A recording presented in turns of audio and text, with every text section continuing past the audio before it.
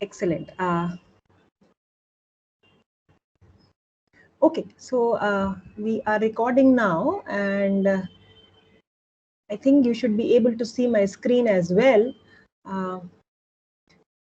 So last time we had a small discussion on continuity and connectedness. Yeah, so that was, I think, lecture number 23.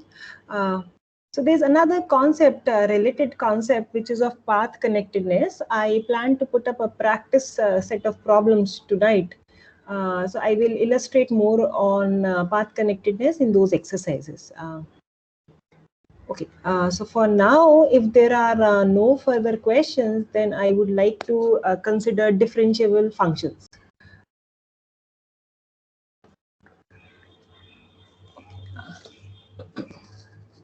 So this is lecture 24 now, and the topic that we are going to discuss today is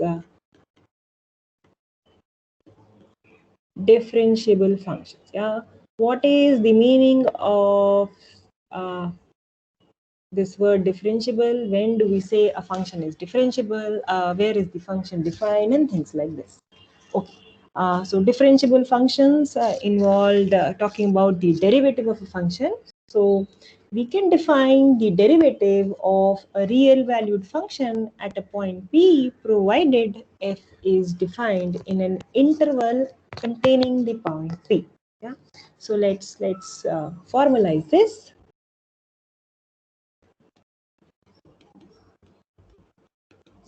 All right. So suppose that I have a function f defined on closed interval a b, and f is real valued, and p is a point in this interval. Yeah. So I want to consider the derivative of the function f at the point p. Yeah. Okay. So in that case, let me look at the following difference quotient. Yeah.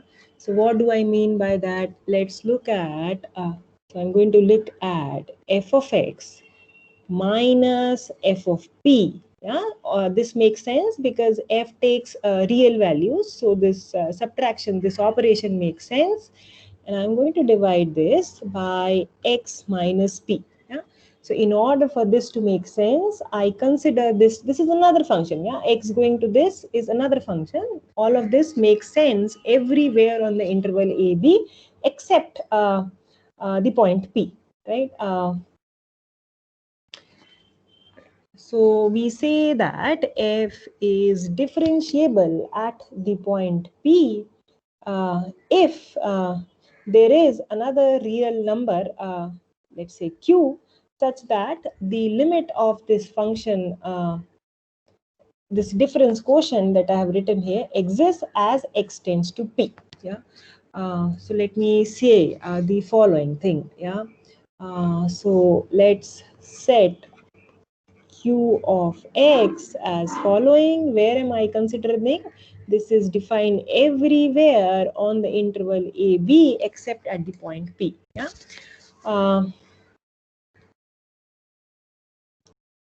Okay. So this difference quotient, the function q that I have written, this is defined on the interval a b except at the point p. So f is said to be differentiable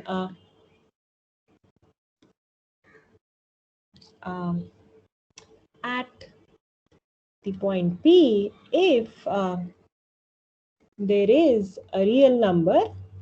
I'm going to write it by Q. If there is a real number Q,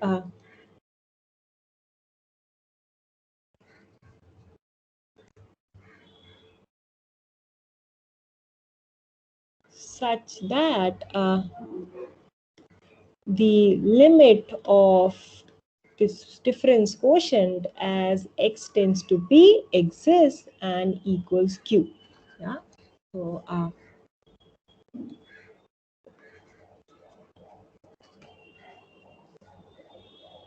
So we already have a good understanding of what is the meaning of a limit of a function at a point. So if and when this happens, we say that q is the derivative of f at the point p. Yeah, let me just write that down. In this case, we say that q is the derivative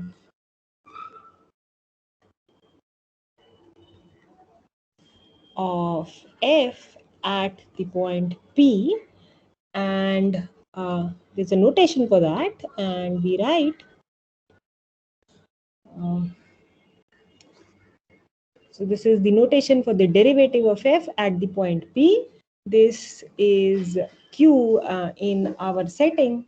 And what is it? This is defined as the limit of this difference quotient as x tends to p, which is, please recall, this difference quotient is nothing but, so I have f minus f of p, and in the denominator I have x minus p.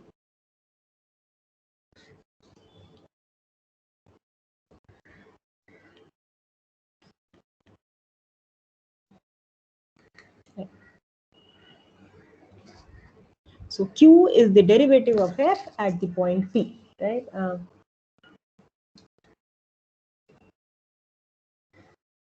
So you should ask here, what happens if P is one of the endpoints? Yeah, what happens if P is A, and what happens if P is the point B?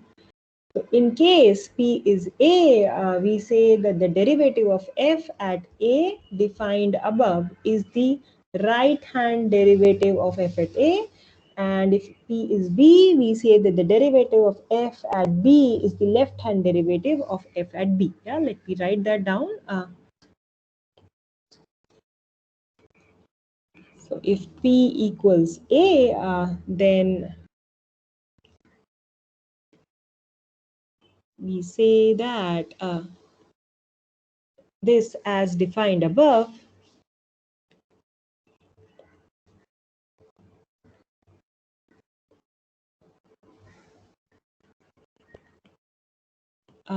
is a right hand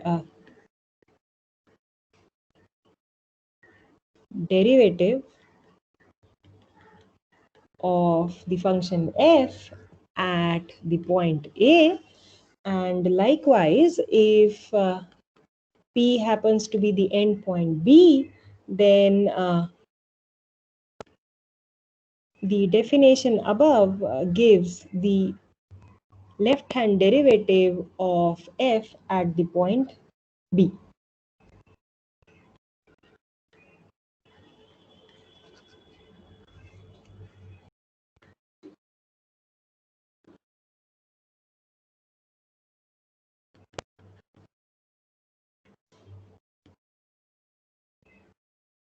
Right? And if f is differentiable at every point of the interval AB, we say that f is differentiable on that set. Correct? Is that okay? So all of you would have seen this definition at some point of time in life. We are just repeating it here. Is this okay with everybody? Yes, ma'am. Yes. So, just to recall, what is this difference quotient saying in terms of graphs? So let's assume that I have a function f. Suppose that here is the point A, here is the point B. The function f is to be defined on an interval containing the point P in order that we talk about the derivative of that function at that point. So let's say f is defined on the interval AB. Suppose that here is how f looks like. So this is the graph of f. Yeah, so this is y equal to f of x, right? So suppose that the point P is somewhere here on the interval AB. So suppose this is the point P, so which means that this is the point PFP, right? Sorry.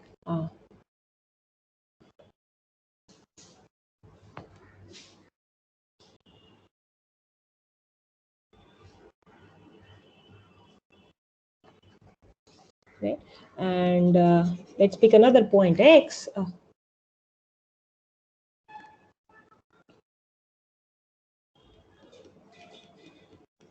Yeah, and let's pick another point X on the interval AB, different from P. Suppose that this is the point X. So this is the point XFX, right? Now, what does the difference quotient Q of X equal to Fx? This is another function, right? X going to Qx is another function, right? So this is defined everywhere except at the point P. Yeah, having fixed P, one can consider this function Q, right?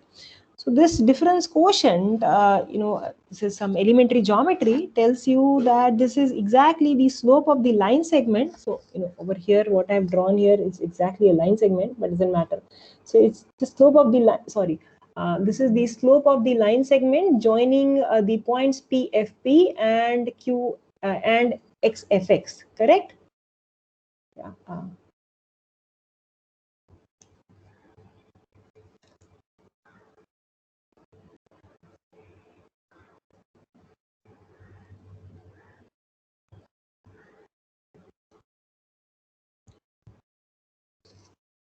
Correct.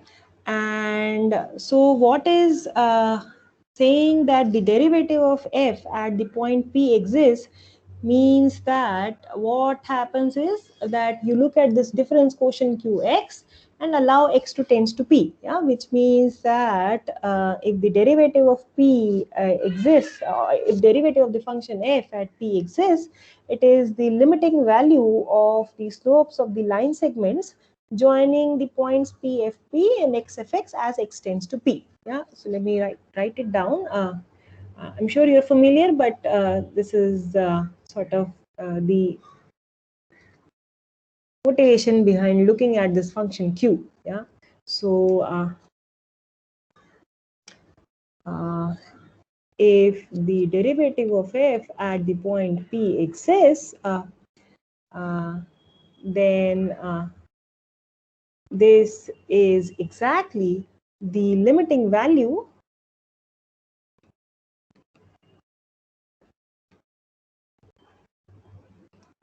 of the slopes of the line segments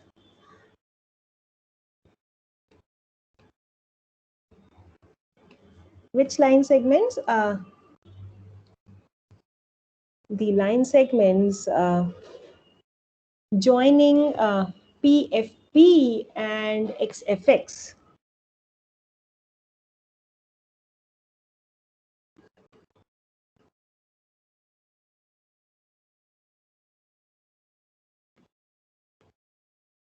As x tends to P,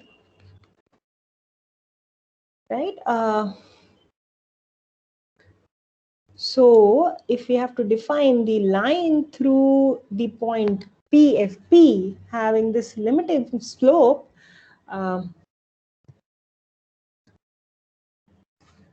here is one way of looking at it. So one defines the line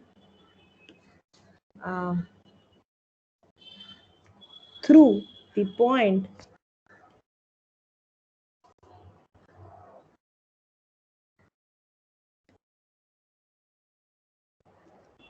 PFP having the slope given by the derivative of f at the point P to be the tangent line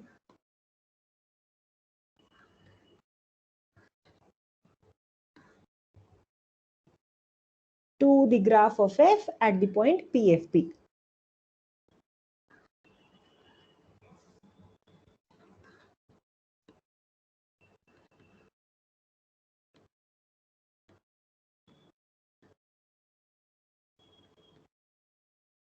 Correct. And once you know a point and point for the line, if you know the slope of the line and one point on the line, you can write the equation of the tangent line. So the equation of the tangent line would be, in this case, the equation of the tangent line. So let me give this a name. Yeah. So I mean the tangent line through the point PFP having slope this. Yeah, so I'll give this name L. The tangent line, the equation of the tangent line L is given by, so this passes through the point PFP, so I would have this, and the slope is given by the derivative of f at the point P.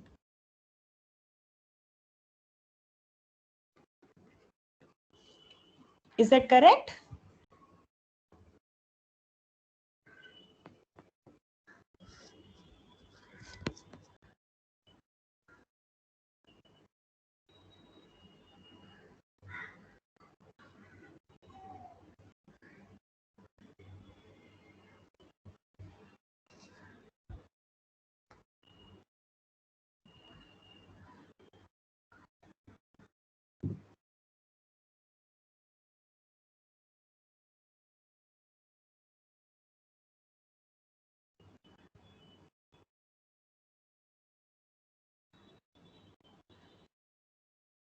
Okay, is this okay with everybody present here?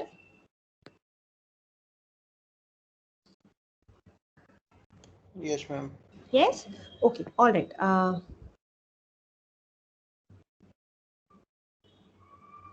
Having defined differentiable functions, let's investigate their relation with continuous function. Yeah, so this is the very first sort of observation.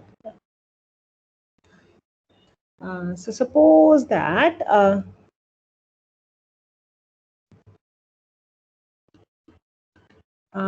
f defined on an interval in R is differentiable at a point P. Yeah. Suppose that f is a function, real valued function defined on closed interval AB, and P is a point on the interval AB, and suppose that f is differentiable at the point P.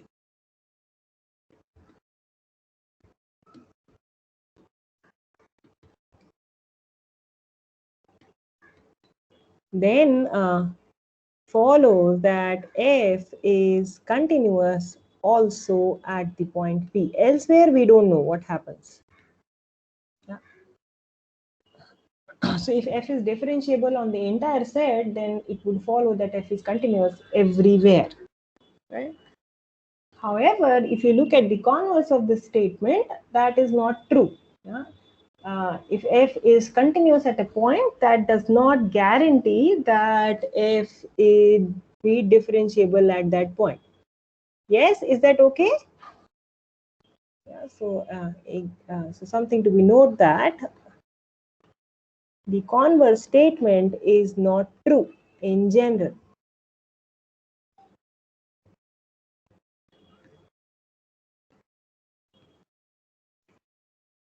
Can you please give me an example to say that converse statement is not true in general? Ma'am, for modulus function like mod x The at x. absolute value, yeah. So that would be that is continuous everywhere. However, it will fail to be differentiable where? Is it never differentiable? Ma'am, at the point it breaks, like mod x at x equal to 0. At the origin, it fails to be differentiable. All right, thank you so much. So let me write that down. So for example, as suggested, you look at the function x going to the absolute value of x, define it on the entire real line. Excellent. Okay. All right. All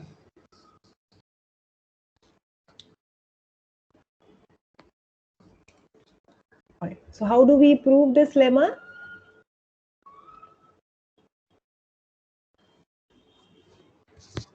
In this case here, we have to show that f is continuous at that point P. Yeah, so we check here the function f is defined at the point P.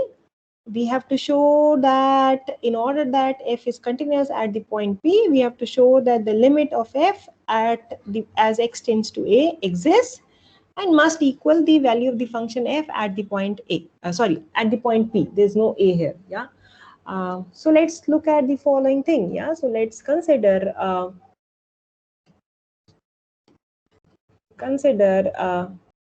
the following function f of x minus f of p, and let's take the limit as x tends to p. Yeah, we will show that this limit exists and equals 0. If we do that, that would show that the limit of the function f as x tends to p exists and equals f of p. That would establish that f is continuous at the point P. Correct? Okay. So what am I going to do? I am going to write this in the following manner. Yeah, I'm going to say that this is limit of this. So I'm going to write it as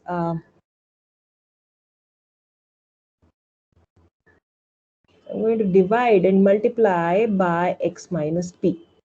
So this is x minus p here and x minus p here. Nothing changes. Correct? Is that okay? So this is a product here. Okay.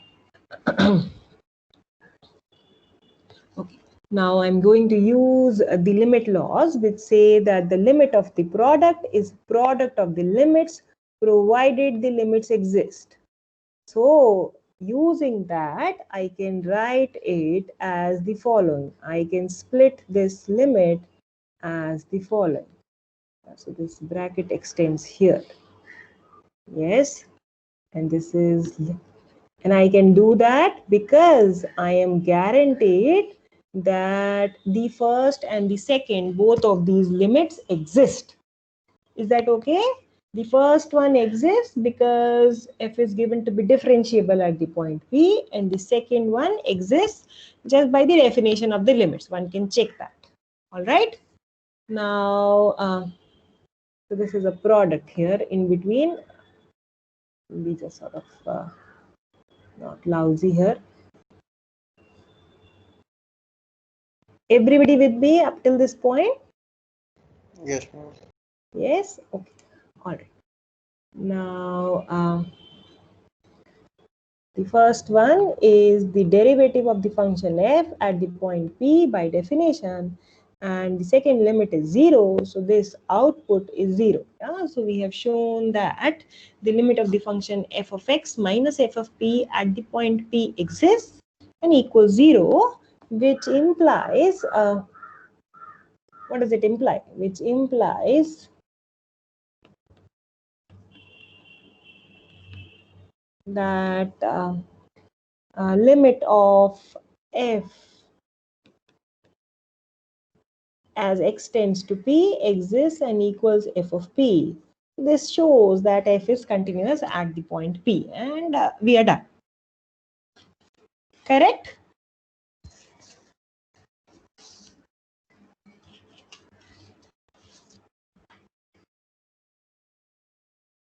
Yes. Yes.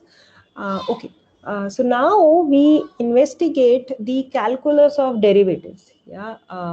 Which means, what happens to the following thing. Yeah, so we have the derivative calculus of the field operations: addition, subtraction, multiplication by scalars, multiplication by another function, and things like that.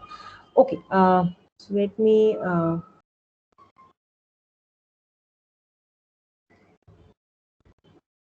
state the results. So here is the proposition.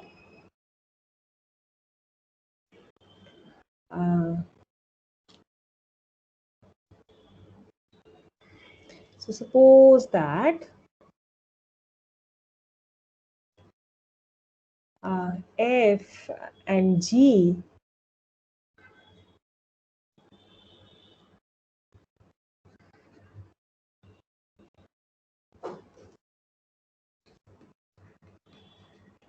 are two functions, real valued functions defined on open interval a b.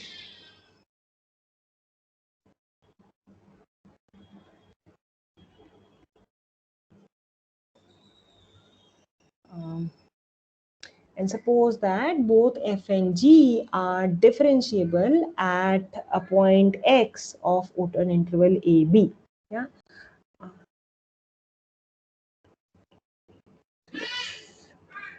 Are functions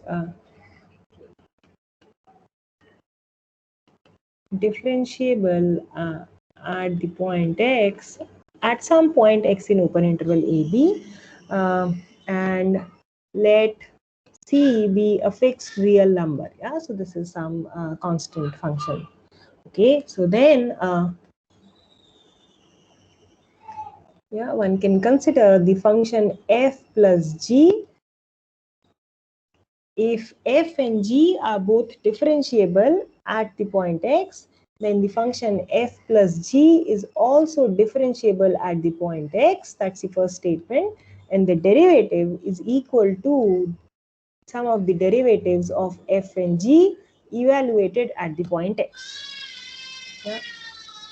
Similarly, one can ask, let's look at, given this constant function c, let's multiply it by f. Now let's consider this scalar multiple cf. This is another function defined on open interval ab. This is also differentiable at the point x, and the derivative is given as c times the derivative of f at the point x. Yeah. Now one can ask the same thing. If f and g are differentiable at the point x, let's consider the function fg. So this is the product. It turns out that fg is also differentiable at the point x, and the derivative is the derivative of f at the point x times g at the point x plus the function f evaluated at the point x times the derivative of f, derivative of g at the point x. It's called the Leibniz rule. And so if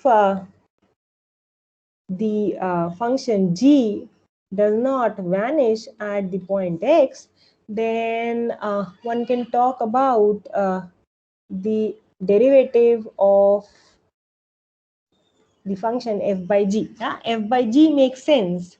One can take the reciprocal of g uh, uh, if g is different from 0 at the point x, and then you can consider the function f times 1 by g, which is f by g.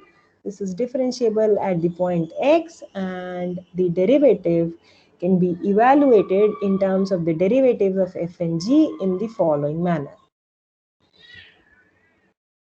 So these are some formulas that you have been sort of working with forever, but the point is that you can recover all of them, or rather, how do they come? They come using this definition, using the difference quotient. Okay.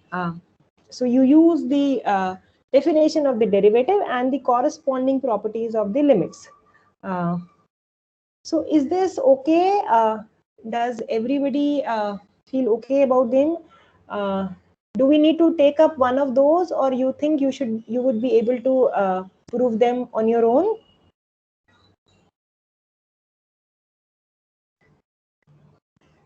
Either way, please give me an answer. So would you like? The last one. Okay, all right. See, the last one, the fourth one follows if you understand the third one. Yeah, so first, the statement of the fourth one is exactly, so you look at the function g, yeah, so g, x is different from 0, so you consider the function 1 by g, and what you're looking at is f and 1 by g. So in fourth one, you are just applying part 3 to the product of f and 1 by g. If you insert that, this is what is going to come in part 3. Okay, ma'am. So the meat of, in order to prove part 4, what you really need is part 3. Is that okay? Yes, ma'am. Yes.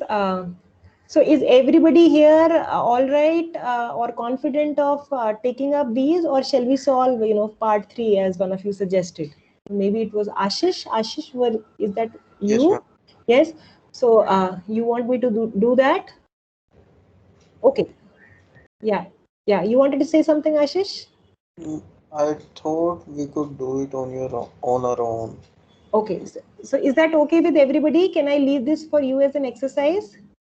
See, here's your chance. You have to tell me. Yes, ma'am, it's fine, I guess. Okay, all right. Thank you so much. Yeah, so I'll leave the proof as a small exercise. All right. Okay.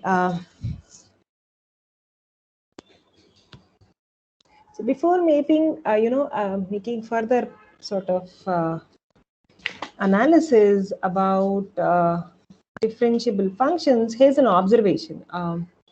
So let's note the following. Uh,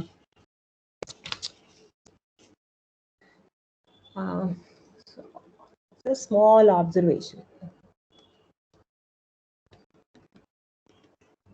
So, so if f is differentiable, let's say at a point x naught, this is under the assumption that f is defined on an interval containing x naught and things like that. Yeah? What it essentially means is that you consider this difference quotient f of x minus f of x naught, x minus x naught, allow x to tend to x naught, that limit exists, and that limit is what we call as the derivative of f at the point x naught. Correct? Yeah. Now, yeah. So this is saying that I'm just rewriting the above one more time. This is exactly saying that if I consider this function difference quotient f of x minus x naught and subtract the derivative of f from this, and let's consider this function. Yeah, let's call this a function as this new function as s. Yeah, so s is another function. And then I take the limit of, explore what is the limit of this new function as x tends to x naught, then the limit would exist and tend to 0 as x tends to x naught. Correct? Yeah. All right. So which means that I can say that I can write this as the following. Yeah. So I'm looking at s of x as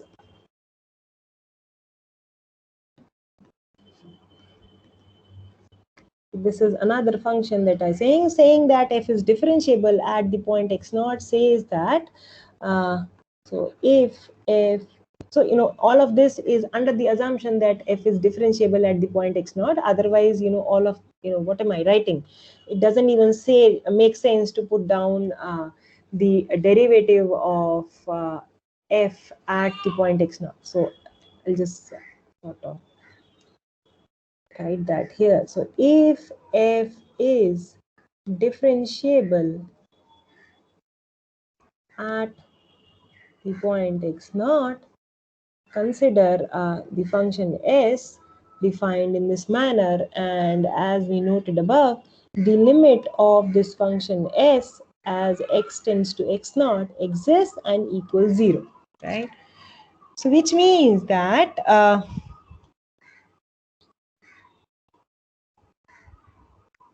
another way of writing this is, it seems like I'm just going round and round, beating around the bush. But this is another way of writing this is that if you look at this difference quotient, I'm just writing the function x. Yeah? This is equal to some function u of x, or I have just written it as s. Yeah. So sorry, I'll just take this back. So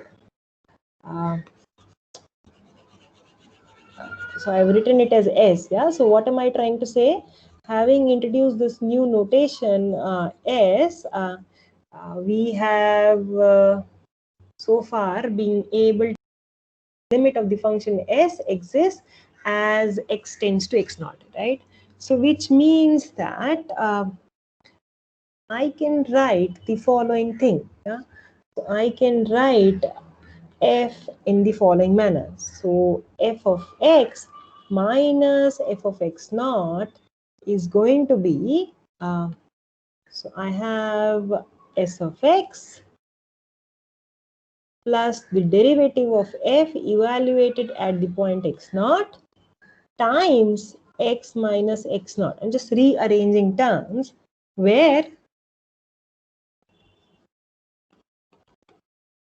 what is the property of the function s, where s tends to 0 as x tends to x naught, right?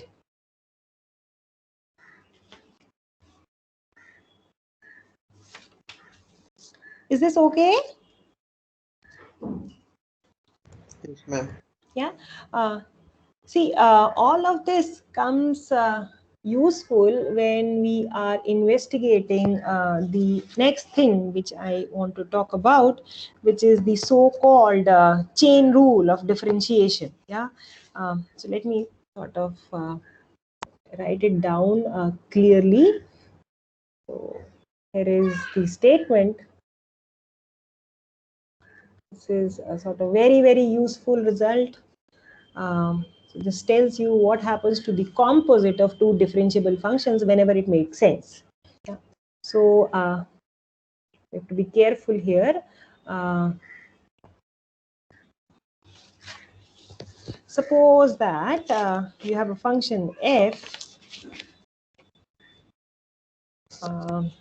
which is continuous on the interval a b.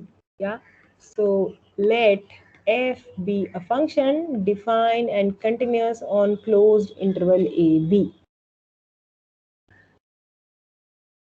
Okay. Suppose that f is differentiable at some point of the interval a b. Yeah. Suppose that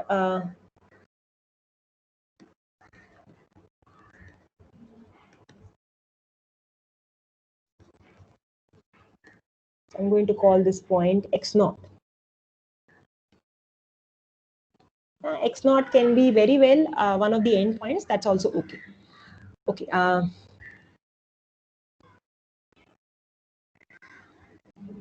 Yeah, so where is f? F is here. F is defined on the interval a b, taking values in R, right? So f might be real valued, but I want to just consider the range of f. So which means that, right, okay.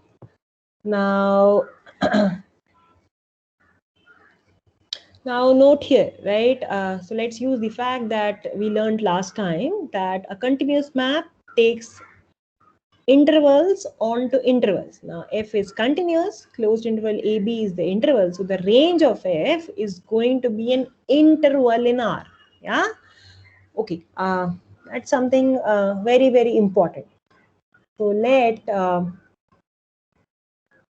g be another function defined on some interval I. I is an interval in R such that I is contained in the, sorry, not contained, I contains the range of f.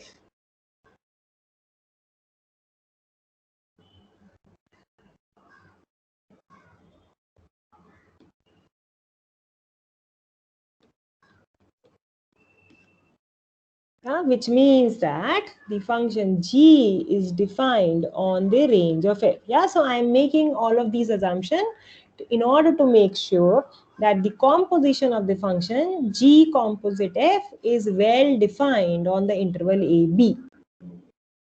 Yeah.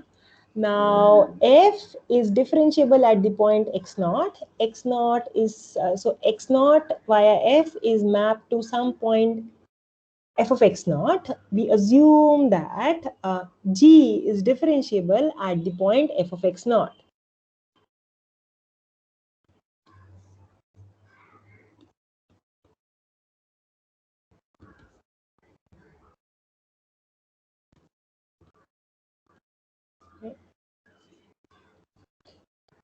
And now what are we going to do? We are going to look at the function g composite f, which is defined everywhere on the interval AB. Yeah, why is this? Because the range of f is contained in the domain of definition of the function g. Yeah, so let's give it a name. So if h is defined as the function g composite f, then now f is differentiable at the point x naught, g is differentiable at the point f of x naught, then it turns out we are going to show that h is differentiable at the point x naught, and moreover, one can write down the derivative of h in terms of the derivative of g and f. So the derivative of h at the point x naught turns out to be the derivative of g at evaluated at f of x naught times the derivative of f evaluated at the point x naught. Yeah, so this is the chain rule of differentiation, which I think you have been using forever.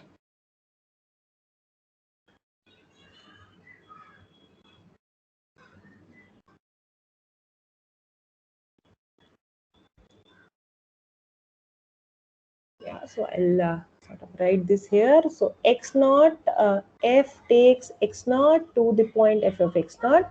Let me write f of x naught as y naught, and g takes y naught to some point g y naught. Yeah, so what is g of y naught? This is g of f of x naught, right? So yeah, h of x naught in the notation that we have introduced.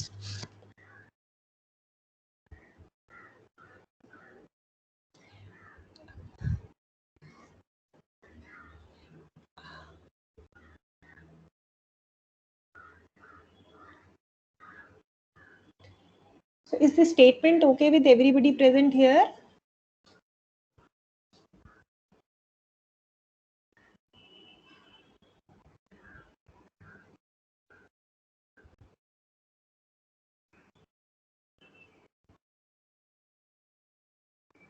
Yes, ma'am.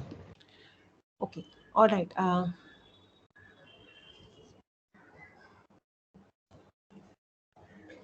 So let's see the proof.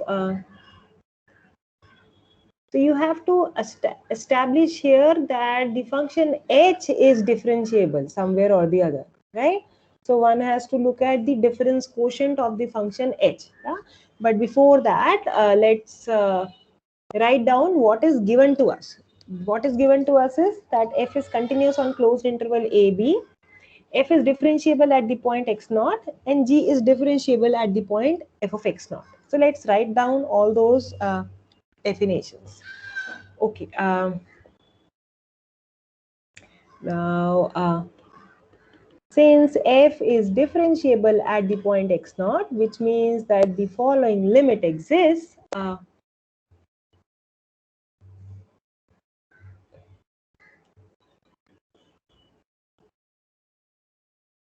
Yeah, so I'm going to consider f of x minus f of x naught, this difference quotient. Take the limit as x tends to x naught. This is given to exist. This is nothing but the derivative of f at the point x naught. By the observation that we just discussed before stating this theorem, it follows that there is a function u such that one can write the following. So I'm going to write is the difference f of x minus f of x naught as x minus x naught times the derivative of f at the point x naught plus the function u. This is true everywhere on the interval AB. And what is the property of the function u? The property of the function u is that u has a limit as x tends to 0, and that limit is exactly 0. Right? Where limit of the function u is 0 as x tends to 0. Is that okay? So I'm just writing it as u. In the observation, we had written this as the function s. All right?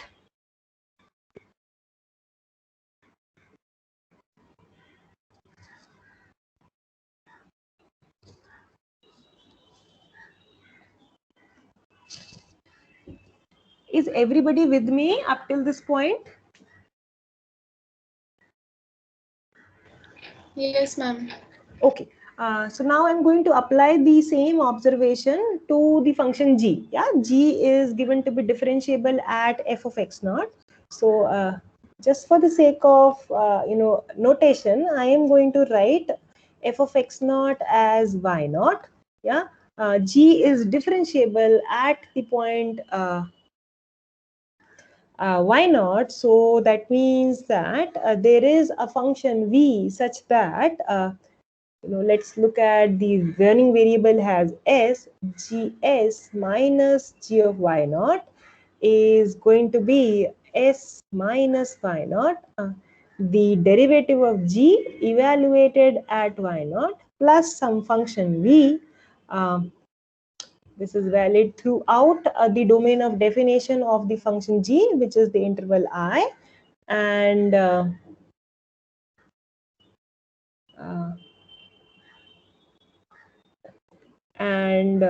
what is the property of the function v? Limit of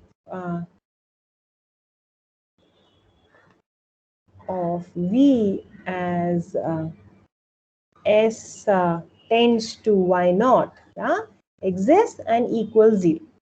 Is that okay? I've just used the fact that the function g is differentiable at the point y naught.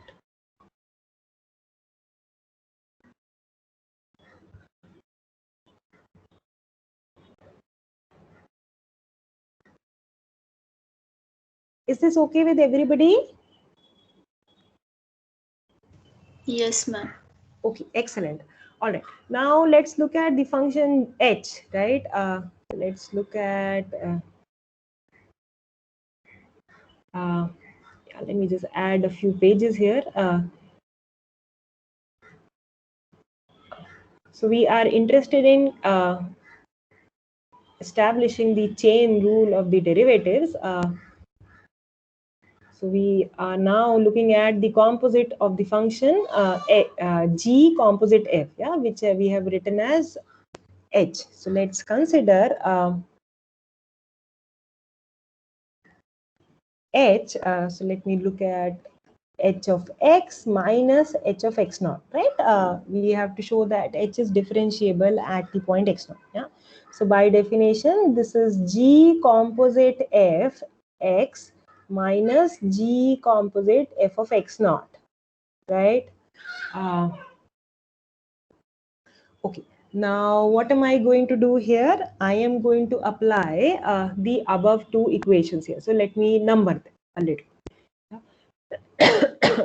So I'm going to number the one which I get by differentiating the statement which I get by existence of the derivative of f at the point x naught as 1, and the statement which I get by the existence of the derivative of g at the point f of x naught as 2. Yeah. So I'm going to apply 2 first here. So if I apply 2 first here, what does it give me? So I'm looking at g of fx minus g of fx naught. Yeah, remember fx naught is nothing but y naught. So by equation 2, this is going to be f of x minus f of x naught. Yeah, this is the term corresponding to s minus y naught. The derivative of g evaluated at y naught, which means that the derivative of g at f of x naught, plus v of s, yeah, v of f of x in this case. All right, with everybody, this is applying statement 2 here.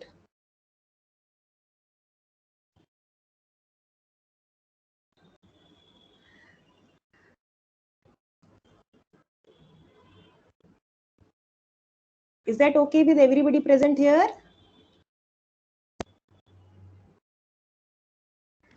Yes, ma'am. Okay, and now I'm going to use statement 1 so that the first term in parenthesis here can be written as x minus x naught, the derivative of f at the point x naught plus the function u. Now the derivative of g evaluated at the point of x naught plus v of fx. Correct?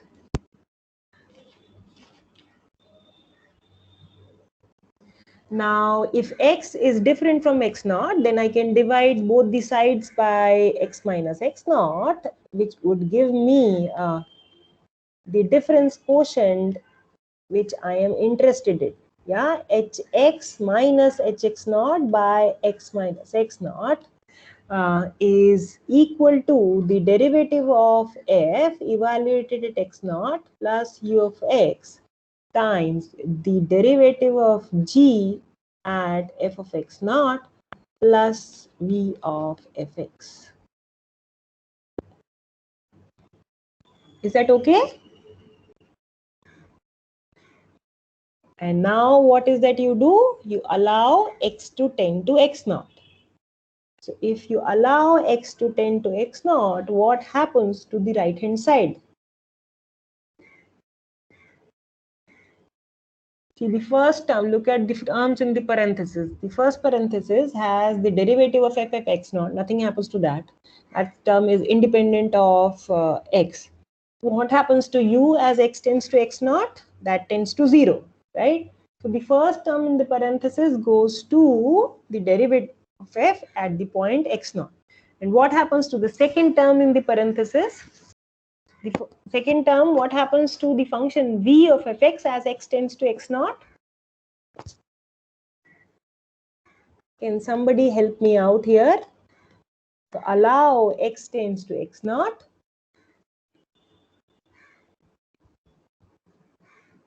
So the question I am asking is, what happens to this term as I allow x tends to x naught?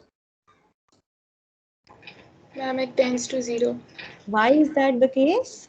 Ma'am, as x tends to x naught, fx tends to fx naught. So, As like, excellent, yeah. So as x tends to x naught, f of x tends to f of x naught. Why is that? ma'am, because f is different, f is continuous. Because f is continuous, yeah. Is that correct?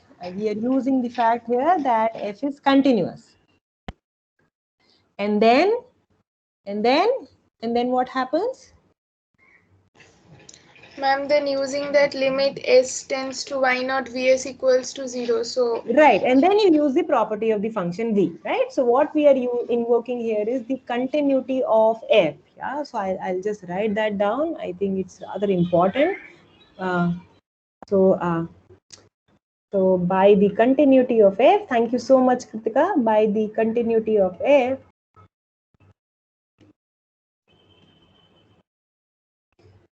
as x tends to x naught, f of x tends to f of x naught.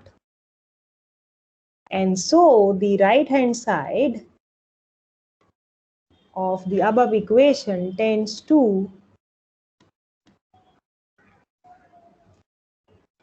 the derivative of f at the point x naught times the derivative of g evaluated at f of x naught as x tends to x naught. And we are done. Yeah, we have shown that the function h is differentiable at the point x naught, and this is precisely the derivative of h at the point x naught.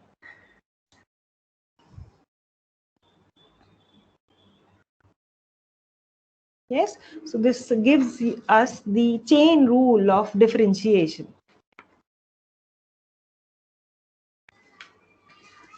See, I would urge all of you to think about this. See, the statement of the theorem says f is continuous throughout the interval AB. Yeah. So where did we use the fact? Where did we use the fact that f is continuous throughout the interval AB?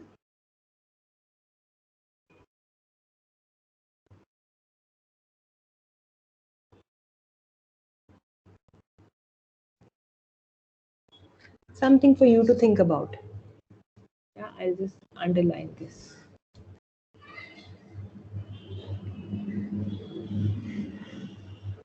Where is this fact used in the proof?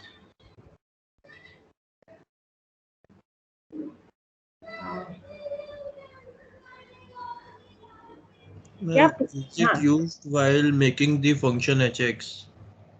Making the function hx means Composition of hx, that hx equal to g of fx.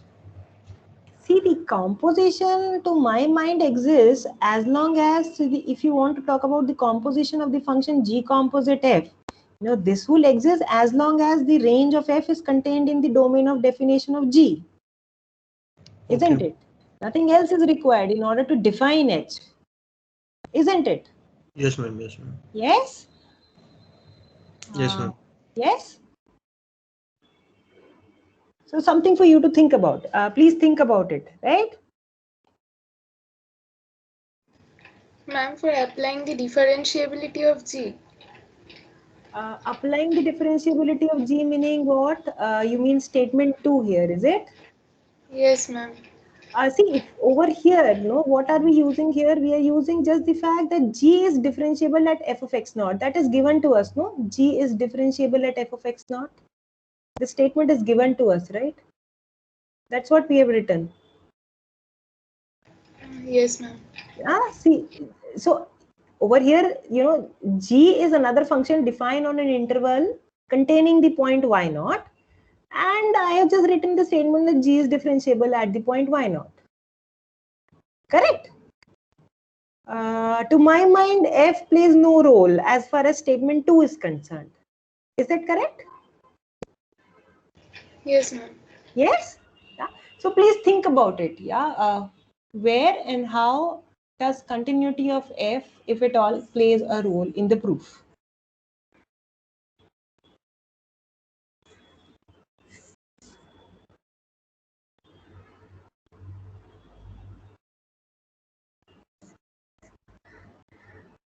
Yeah. So this is something for you to think about. Okay.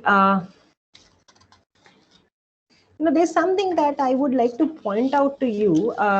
Saying that the derivative of function exists does not mean that the derivative would be differentiable. Yeah. So let's see an example.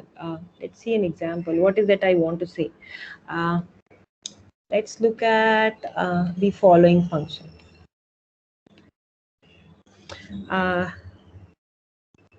So let's consider the function f defined in the following manner.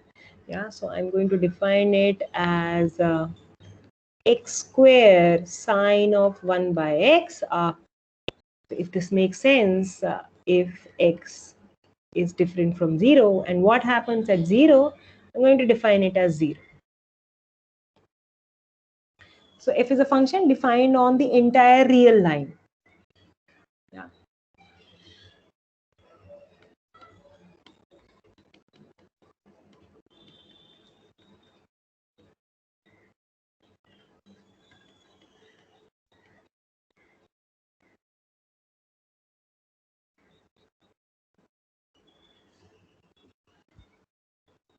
Okay. So the first question that we ask is f differentiable?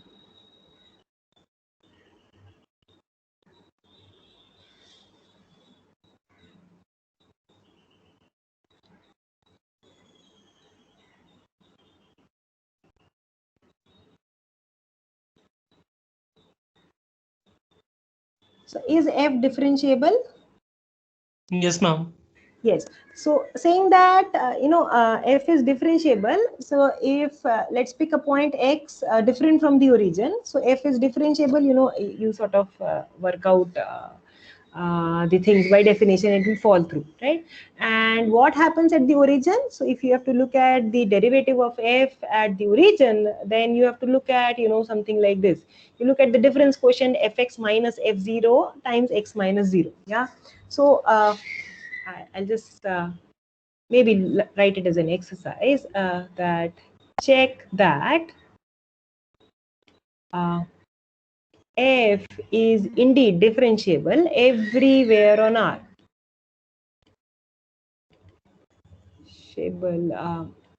Everywhere on R, which means on the entire real line, and the derivative of f is given to be the following. Yeah. So the derivative of f. So what is it? So x square sine 1 by x, right? So you apply that product rule, statement 3 that we stated without proof.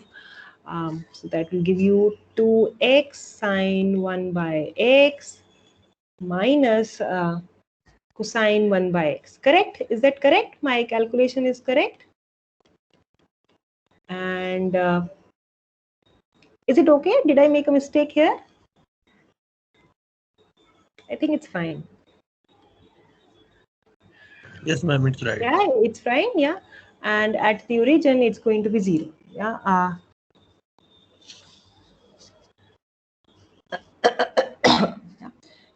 So here is a function f defined on the entire real line, and whose derivative, you know, exists everywhere on the real line. Yeah. So this function derivative of f exists everywhere on the real line.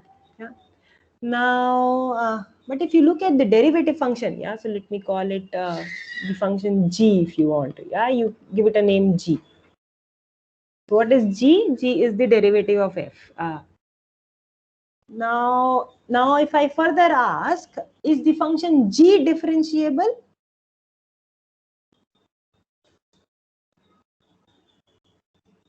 Is the function g differentiable?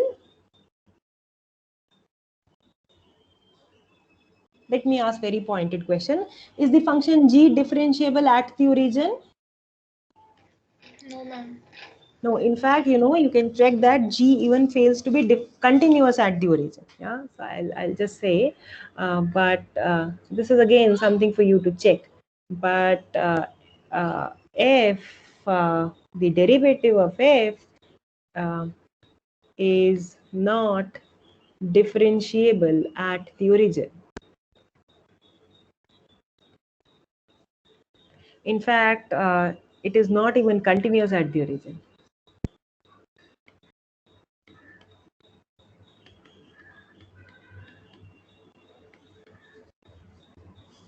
Ma'am, Yes, please.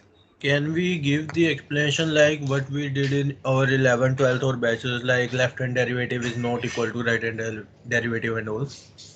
Yeah, that's exactly saying that the limit does not exist. See, No. what you are learning now, there's no difference between what you learned in standard 11th and 12th. It's just that we are making it more rigorous. Yes, ma'am. Yes, just filling in the gaps, right? So Okay. left hand derivative does not exist with the right hand derivative, meaning the limit does not exist, right? Yes, ma'am. Yeah, you tend to two different values as we approach from two different directions. Yeah, ma'am. It's like same like na. Yeah, we take a sequence on the left of left side neighborhood. Like we have for 0 we have minus epsilon to epsilon neighborhood in the continuity part. For Right, so right. So when if we you break a want, you can sequence. use the, you know, sequential characterization of limits. There's no problem. Yeah, Okay. you use that. Yeah. So, Yeah, thank anyways, what is that we want to avoid? I wanted to highlight here that there is a function f defined everywhere on the real line whose derivative exists everywhere on the real line, but the derivative function itself is not differentiable. Even it's not even continuous on the real line. Yeah. So saying that the derivative exists does not guarantee that the derivative is going to be differentiable. Is that okay? Yes, ma'am. Yes. Okay. All right. Okay. So is this okay with everybody present here? Is everybody with me?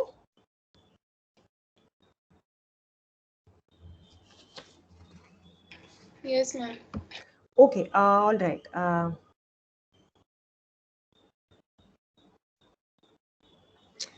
Okay.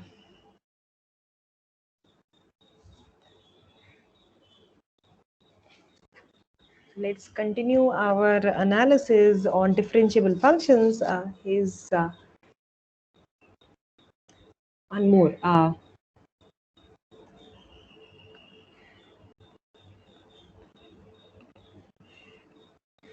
So suppose that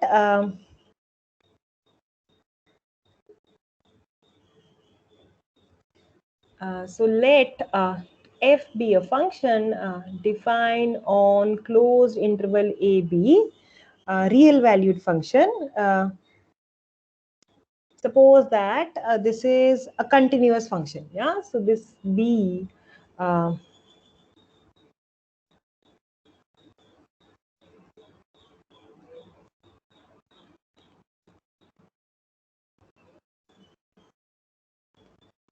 yeah, so this is continuous everywhere on the interval a b. Yeah, and suppose that f is 1 1. Yeah, so f is injective. uh,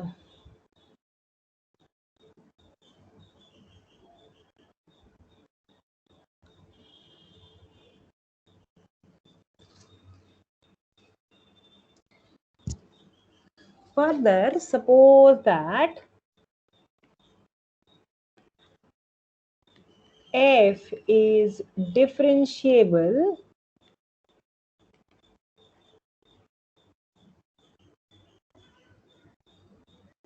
at some point x naught of the open interval a b.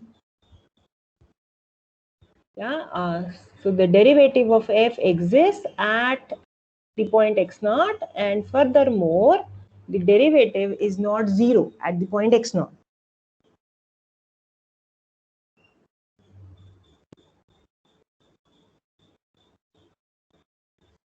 Yeah. So what is the setting here? I have closed interval a b and I have a function. Yeah, so f is 1 1 and f is going to be onto its image, correct? That's the range of f, right?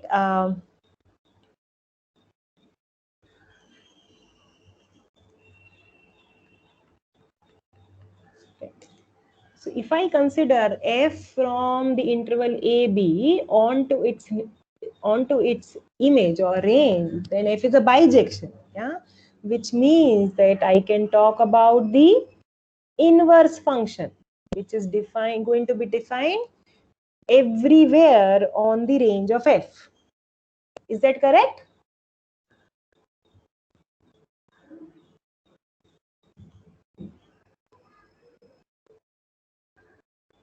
Yeah. So x naught is some point in open interval a b. Yeah, it is mapped to f of x naught here, and f inverse is going to take it to x naught again. Now, the statement we are making here is, let's look at the function f inverse. So the inverse function exists. Why? Because f is a bijection. Yeah. Now let's look at where is the inverse function defined. The inverse function is defined on the range of f, correct?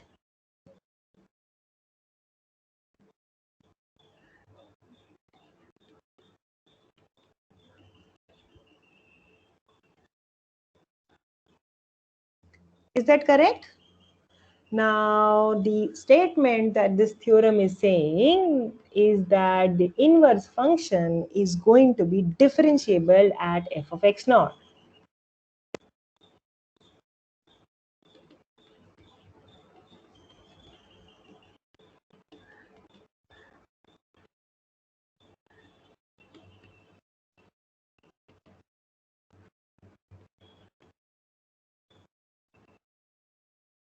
And one can compute the derivative In fact, the derivative of the inverse function at f of x naught is nothing but the reciprocal of the derivative of f at the point x naught.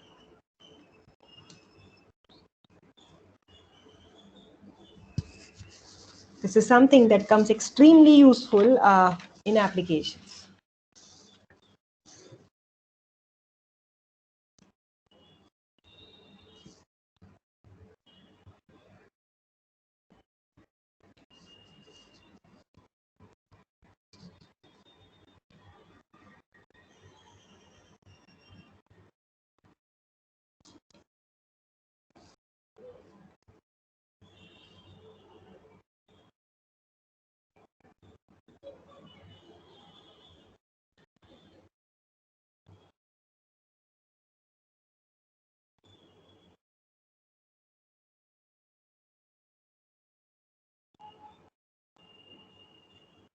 See, before we even start this theorem, there are several things here to be sort of understood. We are looking at the inverse function, which is defined on the range of f, and we are saying that the inverse function is differentiable somewhere or so other. So before we even can talk about the differentiability of the inverse function, the first thing that we have to make sure is that the inverse function should be defined on an interval containing the point f of x naught. Yeah, that's how derivatives are defined. So is that the case here?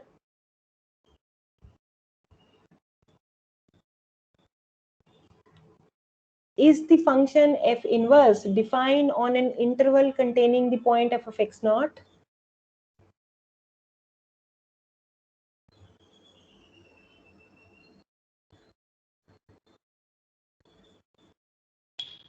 Yes, ma'am.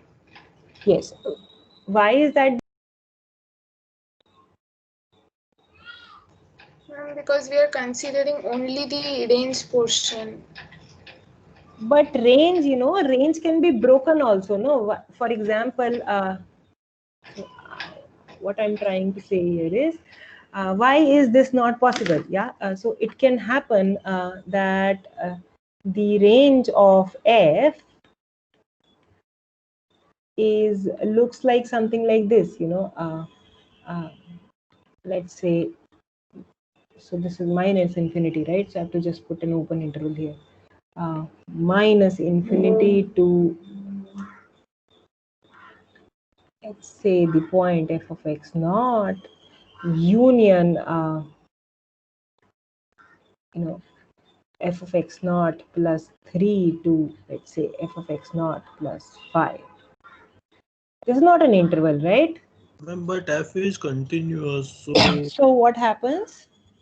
this, yeah, if we consider at x naught, it will not be continuous at x naught. I think the function will not be continuous at Why f. is that? Why is that the case? You are right, but you have to give me a reason.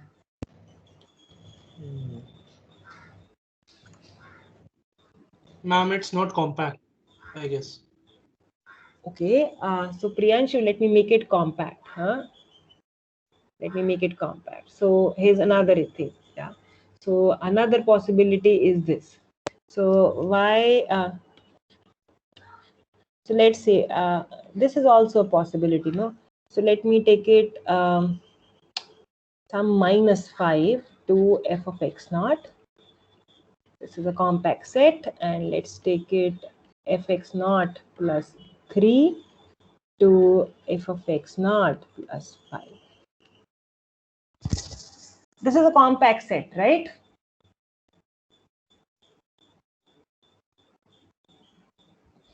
Yes, ma'am, it is. But it does not contain an interval around the point f of x naught, the range of f in this example.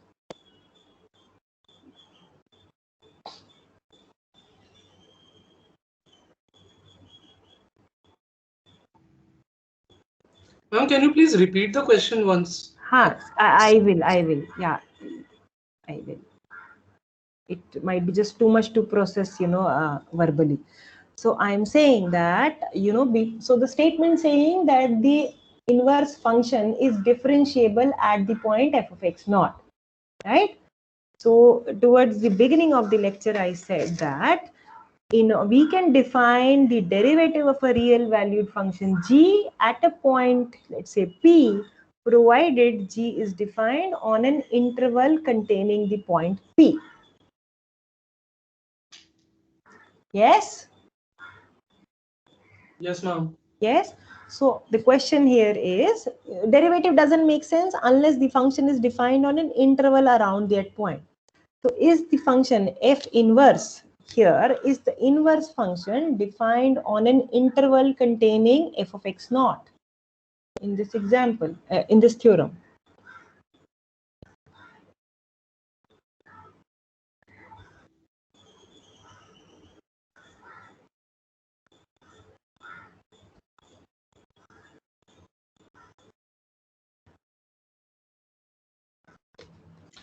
Ma'am, I Hmm. think there is logic.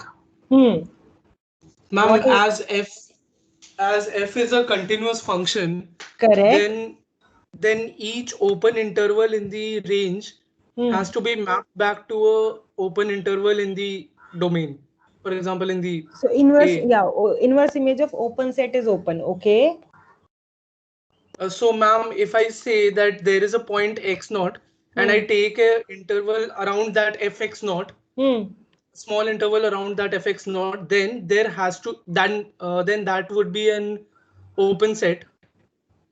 Basically, that's an epsilon neighborhood, so that would be an open set. Hmm. So its pre-image should also be an open set, including that x naught point. Correct. And uh, But see the example 2 that I have written, no, the compact set on your request, that doesn't contain any open interval around the point f of x naught.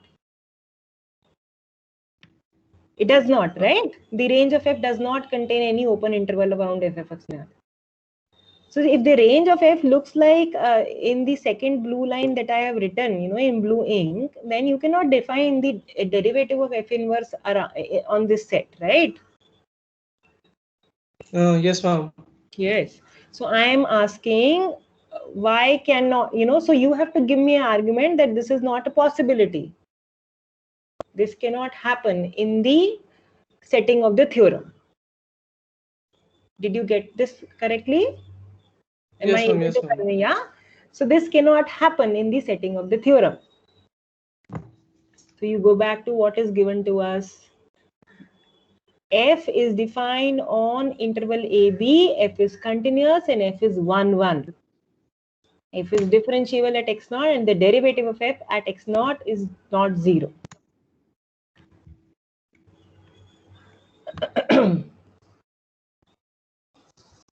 See, we use the following fact that f is given to be continuous throughout the interval AB. An interval is a connected set. A continuous function takes connected sets to connected sets. In particular, a continuous function takes intervals to intervals. So which means that the range of f is going to be an interval in R. Is that okay? Ma'am, can you please repeat?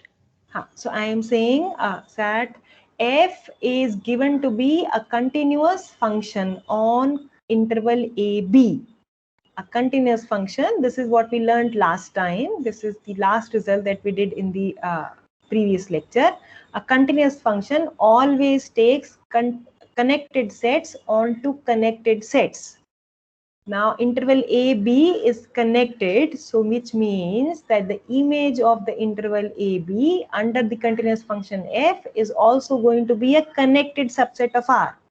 But the only connected subsets of R are intervals, which means that range of f is going to be an interval in R. Is that okay? Yes, ma'am. Yes, so let me write that down. Yeah, so all of this what I've written in blue ink was just a sort of some scribbling. So the first thing is to note the following thing. Is everybody with me on this? I'll just write that down, whatever I said verbally. So note that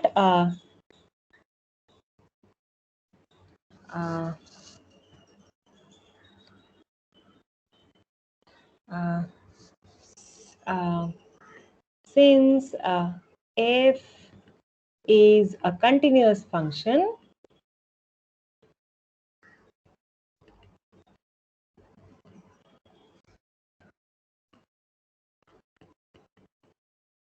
and this interval is an interval, which means it's a connected set.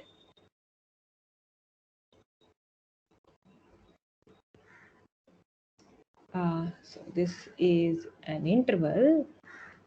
So I would say that f is a continuous function defined on an interval AB. The range of f is going to be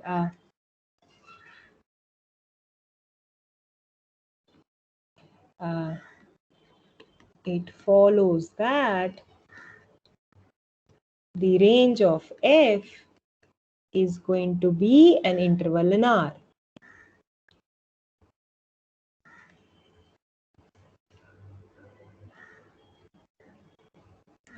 Which means that one can ask this question, it makes sense to ask, is the inverse function differentiable at any point on its domain?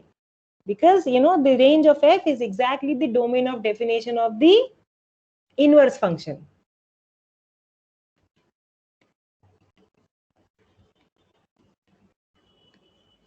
Is this okay?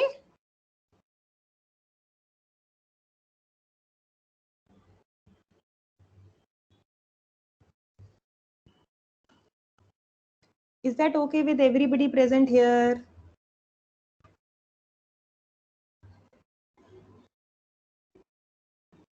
Yes, ma'am. Yes? Okay. Now, having defined this, we would like to say that, let's now go back to the theorem and let's see if we can say that that the inverse function is differentiable at the point f of x naught. Yeah. So let's do this. Yeah. So let's we are interested in investigating if the inverse function is differentiable at the point f of x naught. Yeah. So let me write down the proof.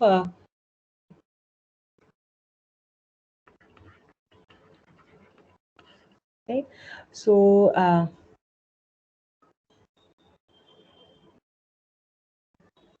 so let's write down. Let's write f of x naught as y naught, right? And consider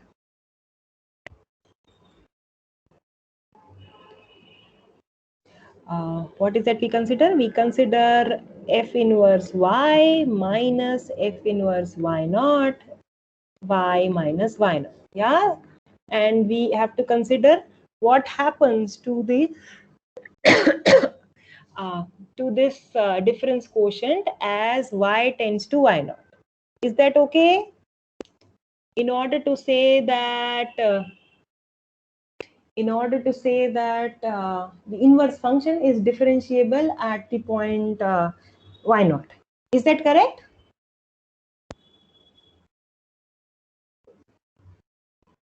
Is that okay? Yes. Now, where is y? So let's see. Let me write down something. So I have f, which is defined on interval AB onto its range, right? F is 1, 1 and onto function defined like this. And f inverse is defined from the range of f onto the interval AB. Yeah? F inverse is also 1, 1 and onto, right? So y is a point in the range of f. Yeah, so y is f of x for some point. In fact, a unique point x in the interval AB, because f is 1, 1 and onto. Yeah, so I'm going to write down this, which means that this difference quotient is exactly x minus x naught by f of x minus f of x naught. right? And now allow y to tend to y naught, right? We have to consider what happens to this difference quotient on the left hand side as y tends to y naught in order to show that the inverse function is differentiable at the point y naught. Is that correct? Yes? Oh, I didn't realize we have already overshot time. Okay, so I think I'll just stop right here and we continue from this point onwards next time.